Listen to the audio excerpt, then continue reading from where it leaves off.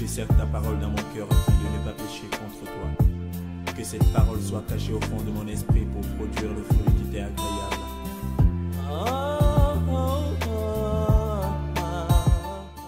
Shalom, shalom, shalom. Nous voudrons vous souhaiter la bienvenue sur notre plateforme, le Forum des enfants de Dieu, des élus de Dieu, la bonne semence. Le thème du jour, c'est le commencement. Et nous nous appuyons sur Genèse 1, les 2 premiers versets. C'est écrit ceci. Au commencement, Dieu créa les cieux et la terre. La terre était informe et vide. Il y avait des ténèbres à la surface de l'abîme. Et l'Esprit de Dieu se mouvait au-dessus des eaux. Fin de citation. La question que nous nous étions posée, c'est de savoir si un homme peut expliquer le commencement de toutes choses. Si oui, pourquoi? Sinon, pourquoi et avec quelle implication? Nous avons entendu plusieurs bien-aimés prendre la parole pour nous donner leur avis. Et nous voulons leur remercier très sincèrement. Ceux qui ont participé à notre première rencontre du 14 septembre. Que Dieu vous bénisse. Nous avons eu des interventions de la Côte d'Ivoire, des interventions du Canada, des interventions du Bénin. Que Dieu vous bénisse abondamment. Alors, la question soumise à notre analyse est une question qui est assez vieille, puisque cette question-là concerne l'origine des choses. Elle est vieille. Et il y a eu avant nous des réflexions et des positions clairement affichées. Nous avons eu des positions des hommes de science qui ont essayé de donner leur avis. Nous avons eu également les positions des athées qui se sont exprimées. Nous avons eu les positions des agnostiques qui se sont positionnés. Nous avons la version de la Bible, de l'enseignement de la Bible, de la doctrine de la Bible. Que dire des tentatives des hommes de science? Nous devrons dire d'entrée de jeu que la science n'a pas pour vocation d'expliquer l'origine des choses. La science avance à tâtons. C'est cette même science qui affirmait autrefois que l'univers avait toujours existé. Cette même science-là a découvert des lois physiques qui prouvent le contraire. Donc, cela fait dire à certains que la science, par définition, est falsifiable. Elle peut bouger, elle peut évoluer. Là où la Bible nous dit, le ciel et la terre passeront, mais mes paroles ne passeront point. Donc, la science est falsifiable. C'est-à-dire qu'elle peut corriger une hypothèse qui s'est révélée fausse à la lumière d'autres découvertes. Nous ne pouvons pas nier les bienfaits de la science. Non. Il y a des bienfaits de la science. Mais en ce qui concerne les questions sur les origines, chacun a son couloir. La science, telle qu'elle est conçue, actuellement ne peut pas répondre aux questions sur les origines. Par ailleurs, le champ d'activité des scientifiques est d'observer la création existante et non pas de faire des suppositions sur les origines de l'univers. Il n'y avait pas de témoin humain au moment où Dieu créa l'univers. Cela ne veut pas dire qu'on ne peut pas, que Dieu n'a pas pu le faire, n'a pas pu créer l'univers. Nous avons quelqu'un comme un scientifique comme Charles Darwin, qui a écrit quelque chose sur l'origine des espèces. Ce scientifique, cet homme de science, a eu l'honnêteté d'utiliser les mots. Nous pouvons supposer que. Il a utilisé ces mots-là plus de 800 fois. Avec des suppositions, rien n'est sûr. Même si les théories de Darwin ont fait leur chemin dans le monde de la science et sont aujourd'hui devenues fondamentales dans des domaines comme la biologie ou la génétique, elle n'explique pas vraiment les origines. D'ailleurs, ce n'était pas le but de ce chercheur. Aujourd'hui, à mesure que les découvertes scientifiques avancent, il faut beaucoup de foi pour rester fidèle à la religion du hasard. Face à donc ces scientifiques qui prônent le hasard comme origine du monde, l'origine de tout, certaines déclarations de savants réputés montrent que la science est quand même ouverte à l'existence de Dieu. Parmi eux, on peut citer le professeur Alfred Kastler, prix Nobel en physique. C'est un physicien qui a obtenu un prix Nobel. Voici ce qu'il dit dans le journal Le Point du 9 avril 1990 à la page 120. Il dit ceci: l'idée que le monde, l'univers matériel, s'est créé tout seul me paraît absurde. Je ne conçois le monde qu'avec un créateur, donc un Dieu. Pour un physicien, un seul atome est si compliqué, si riche d'intelligence, que l'univers matérialiste n'a pas de sens. Citons encore les propos d'un autre homme de science, l'astrophysicien Trinh Xuan Tuan, lors d'une interview au journal La Vie. Il dit ceci, et je cite: l'univers est réglé avec une extrême précision. Il faut un peu plus d'une dizaine de nombres pour le décrire. Ceux de la force de gravitation, de la vitesse de la lumière, celui qui dit la taille des atomes, leur masse, etc. Or, il suffirait que l'un de ces nombres soit différent pour que tout l'univers, et nous, par conséquent, que nous n'existons pas. Une horlogerie très délicate, car à quelques décimales près, rien ne se passe et l'univers est stérile. Ce concours de circonstances est trop extraordinaire pour que le hasard en soit seul responsable. Nous devons dire face à ces hommes de science, nous devons dire que très simplement la Bible affirme que c'est Dieu le créateur du monde et qu'il avait un plan. Tout est venu à l'existence conformément au plan divin. Donc à ce plan, la Bible est un livre de spiritualité. Et c'est dans un but spirituel que les histoires des événements et des personnages sont racontés avec clarté et simplicité. Ce qui est important, ce qui est clair et ce qui compte pour nous, chrétiens, nous, enfants de Dieu, c'est que Dieu est le créateur. La science, quant à elle, n'a pas pour objet de nous offrir une conception du monde, mais une représentation la plus exacte possible de celui-ci. Cette représentation se modifie au fur et à mesure que les découvertes avancent. Voilà un peu ce que nous pouvons retenir des hommes de science. Que dire des athées? Actuellement, est athée celui qui ne croit pas en Dieu. Mais il faut reconnaître qu'à l'origine, un athée, c'est celui qui ne croit pas au Dieu de son pays, au Dieu de ses origines. La conception du mot athée a donc évolué. Et dans tous les cas, aujourd'hui, il y en a au moins 3 catégories. Il y a ceux qui sont indifférents de Dieu et qui vivent comme s'ils n'ont pas de compte à rendre à Dieu. Ceux-là, ils sont dans l'athéisme pratique. Il y a également ceux qui disent ouvertement qu'ils ne croient pas à l'existence de Dieu. Ceux-là, ils sont dans l'athéisme dogmatique. C'est le cas, par exemple, du communisme, qui professe ouvertement qu'il est athée et que la religion est l'opium du peuple.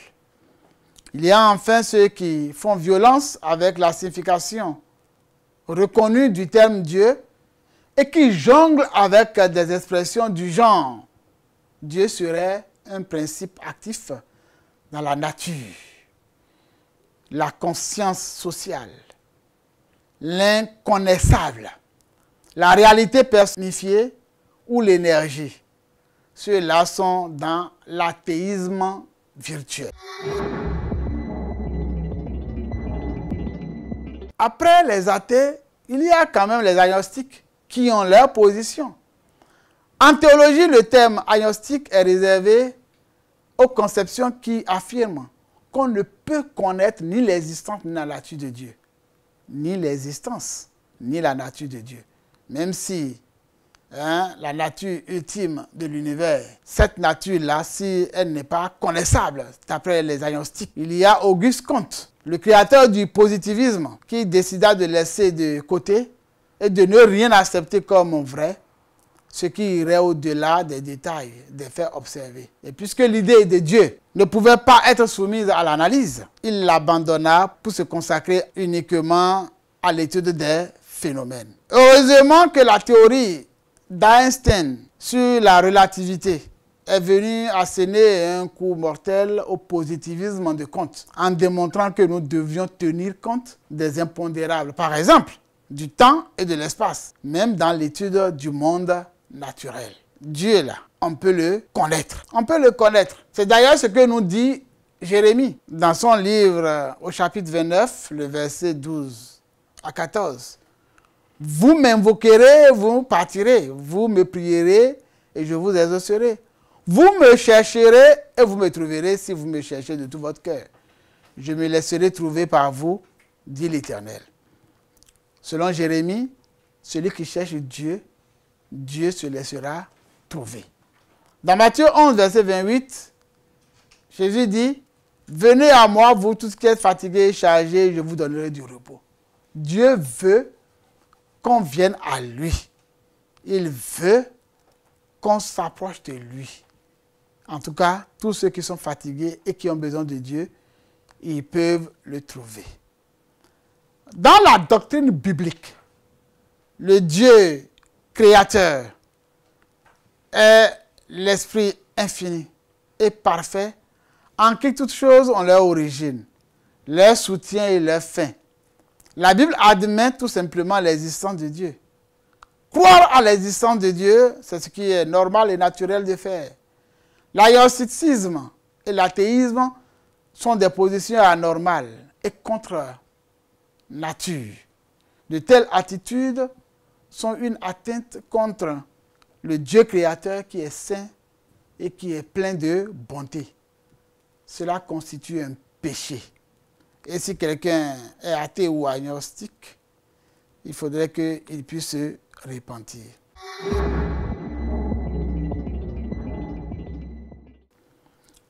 Face à la question qui est posée, l'homme peut-il expliquer l'origine de tout? Il faut avouer que s'appuyant sur la Bible, il y a les tenants du oui et il y a les tenants du non. Selon les tenants du oui, leur développement peut se résumer en 2 points qui se présentent comme suit. Premier point, le commencement de toute chose, c'est Dieu lui-même. Car la Bible dit, selon la version lue, au commencement, Dieu. Le deuxième argument, c'est que Dieu créa les cieux et la terre. De plus, dans Jean 1, verset 1, il est dit, dans la version Louis II, au commencement était la parole, et la parole était avec Dieu, et la parole était Dieu. Elle était au commencement avec Dieu. Toutes choses ont été faites par elle, et rien de ce qui a été fait n'a été fait sans elle. Selon les tenants du non, les développements peuvent se résumer en plusieurs points. Premièrement, l'homme n'a même pas été créé. Dans la lecture des 2 premiers versets, comment pourrait-il expliquer ce qui le précède si personne ne le lui raconte? Si personne ne lui raconte cela. Ce que l'homme sait, il le tient de Dieu. Et il faut la foi pour croire à la parole et aux instructions de Dieu. C'est pourquoi, et bien sûr, la Bible est un livre spirituel. Le passage, lui, ne nous présente pas aussi l'origine de Dieu. Et nous n'osons pas poser cette question, puisque le passage dit au commencement Dieu. Dieu est au commencement et cela paraît évident de le croire. Le passage, lui, ne nous présente pas l'origine de l'eau. Il est dit que l'Esprit de Dieu se mouvait au-dessus des eaux sans nous dire quand les eaux ont été créées. Même si nous ne pouvons pas poser des questions sur l'origine de Dieu, mais et l'eau, elle a été créée quand? Voyez-vous, un autre argument que les tenants du nom se posent, avance, j'allais dire, c'est celui de Job, 38, verset 4 à 7. Où étais-tu quand je fondais la terre? Dis-le. Si tu as de l'intelligence, qui en a fixé les dimensions, le sais-tu? Ou qui a étendu sur elle le cordeau? Sur quoi ces bases sont-elles appuyées? Ou qui a posé la pierre angulaire? Alors que les étoiles du matin éclataient en chant d'allégresse et que tous les fils de Dieu poussaient des cris de joie. Alors, quand on lit ce passage, on comprend que l'homme n'était pas là lorsque les anges étaient créés, lorsque certaines choses avaient été créées. Dans Deutéronome 29, il est écrit « Les choses cachées sont à l'Éternel, notre Dieu. Les choses révélées sont à nous et à nos fils, à perpétuité, afin que nous mettions en pratique toutes les paroles de cette loi. » Ce passage prouve à suffisance que ce que l'homme sait, il a appris de Dieu, et Dieu ne nous a pas tout dit. Dieu a des choses en réserve pour lui-même. Le dernier passage que je vais lire, c'est 1 Corinthiens 2, verset 11. Lequel des hommes, en effet, connaît les choses de l'homme, si ce n'est l'esprit de l'homme qui est en lui? De même, personne ne connaît les choses de Dieu si ce n'est l'esprit de Dieu. Pour dire que ce que nous savons là, c'est Dieu qui nous a dit ça. Nous les hommes. D'ailleurs, nous prêchons la sagesse de Dieu, mystérieuse et cachée, que Dieu, avant les siècles, avait destinée pour notre gloire. Sagesse qu'aucun des chefs de ce siècle n'a connue. Car s'ils l'eussent connue, ils n'auraient même pas crucifié le Seigneur de gloire. Mais comme il a écrit, ce sont des choses que l'œil n'a point vues, que l'oreille n'a point entendues, et qui ne sont point montées au cœur de l'homme. Des choses que Dieu a préparées pour ceux qui l'aiment. Notre Dieu est insondable, bien-aimé. Insondable veut dire que c'est au-delà de la compréhension et de l'explication humaine. C'est ce que ça veut dire. Eh bien, le ciel et la terre passeront, mais les paroles de Dieu ne passeront point. En fait, le passage que nous avons lu dit « Au commencement, Dieu créa ». Le mot « au » est un article défini. Ça voudra dire que c'est le premier commencement. Or, quand on lit Hébreu, on constate que c'est écrit « Bereshit ». Bereshit ne contient pas d'article défini, mais plutôt d'article indéfini. Donc, si on devait être précis dans la traduction, on ne dirait pas « au commencement », mais on dirait « dans un commencement ». Ceci veut dire que ce commencement qui nous est présenté, c'est le commencement que Dieu a voulu nous présenter. Et qu'au moment où il créait les anges, il ne nous a pas parlé de cela. Mais les anges existent tout de même. Dans le commencement peut-être antérieur, il y a eu certainement la création de l'eau également qu'il faudrait savoir. Et c'est un commencement pareil que Noé a vécu. Lui, le deuxième Adam, lorsqu'il y a eu le déluge, son bateau flottait au-dessus des eaux et tout était submergé par l'eau. Nous avons là un peu comme une reproduction du commencement de Genèse chapitre 1. Quelle implication face aux limites de l'homme et à la grandeur de Dieu? L'homme doit avoir l'humilité et savoir qu'il a besoin de Dieu pour apprendre de lui. L'homme doit également manifester la foi pour croire en ce que Dieu dit. Je nous exhorte à avoir de l'humilité face à cette question du commencement pour dire que Dieu est notre Créateur. Nous devons recevoir des instructions de lui et nous devons manifester la foi pour croire en ce qu'il nous a dit, suivre ses instructions pour connaître sa nature, pour connaître la nature humaine et apprendre à être son enfant, à être son fils, à être son ami. Je voudrais m'arrêter à là et vous remercier pour la qualité de votre écoute.